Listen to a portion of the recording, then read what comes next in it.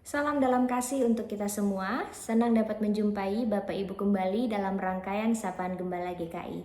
Bersama dengan saya, Pendeta Gabriela Natania dari GKI Kalideres. Sebelum kita membaca dan merenungkan firman Tuhan, mari kita satu hati kita berdoa. Ya Allah, kami siap menyambut firman-Mu, biar Roh Kudus-Mu menguasai hati dan pikiran kami, sehingga kami boleh sungguh-sungguh memahami firman ini dengan baik dan kami mau melakukannya. Dalam Kristus kami berdoa. Amin.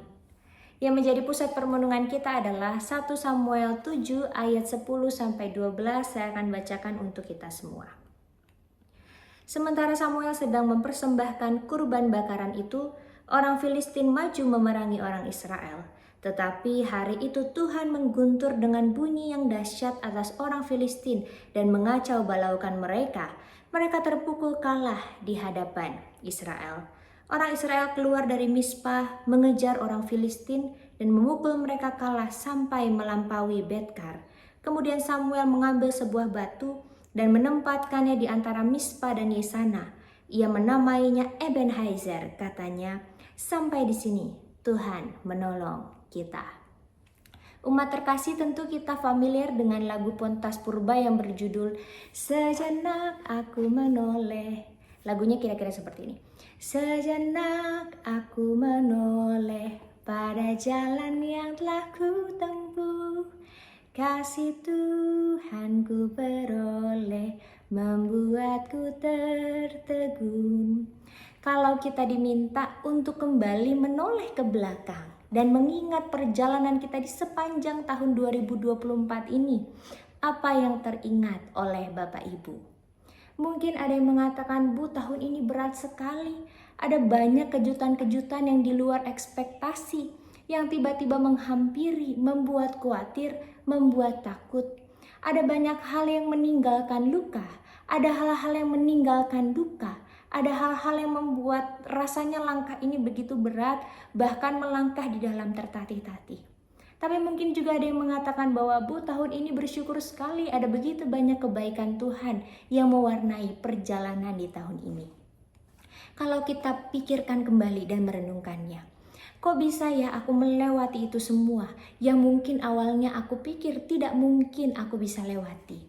Tentu bukan karena kita yang mampu, bukan karena kita yang hebat, sebab sejatinya kita tidak bisa apa-apa tanpa Tuhan. Maka kalau kita bisa melalui itu semua, itu hanya karena kemurahan dan pertolongan Tuhan. Inilah juga yang dipersaksikan oleh bangsa Israel dan Samuel dalam bacaan kita hari ini. Saat itu mereka sedang menghadapi masalah yang berat. Mereka berhadapan dengan bangsa Filistin yang akan menyerang mereka.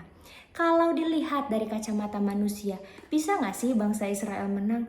Rasanya kecil kemungkinan. Tapi apa yang menarik dalam kisah ini? Ternyata peperangan itu justru dimenangkan oleh bangsa Israel. Kok bisa? Sebab bukan merekalah yang memenangkan peperangan itu, tapi Tuhanlah yang memenangkannya bagi mereka. Dalam ayat 10 dikatakan dengan jelas, sementara Samuel sedang mempersembahkan kurban bakaran itu, orang Filistin maju memerangi orang Israel. Tetapi hari itu Tuhan mengguntur dengan bunyi yang dahsyat atas orang Filistin dan mengacau balaukan mereka. Mereka terpukul kalah di hadapan Israel. Umat terkasih, Tuhanlah yang berhadapan dengan orang Filistin dan Tuhanlah yang membawa kemenangan bagi bangsa Israel. Dan karena itulah Samuel mengambil sebuah batu, kemudian menempatkannya di antara Mispah dan Yesana. Kemudian memberi nama batu itu Ebenhaizer, yang artinya sampai di sini Tuhan menolong kita.